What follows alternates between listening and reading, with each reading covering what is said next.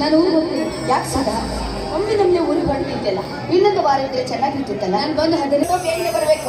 ಏನು ಹೇಳ್ತಾ ಇದ್ದೀನಿ?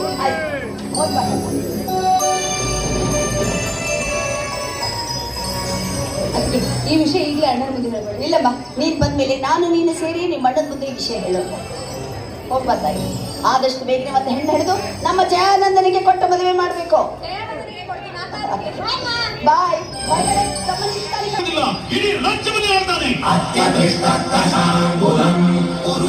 ಜಾಲಿ ಜಾಲಿ ಜಾಲಿ ಇವ್ ನಮ್ಮದವರೆಲ್ಲ ಕಾಲೇ ಕಾಲೇ ಕಾಲೇ ಮಾಡಿದಿಲ್ಲ. ಇಡೀ ರಾಜ್ಯ ಅಂತ ಬರೀ ಬಟ್ಟೆ ಒಳಗೆ ಬದುಕವಲ್ಲ. ಈಗಿನ ಕಾಲ ಹೆಂಗ್ ನಡೆದೈತಿ? ಬಟ್ಟೆ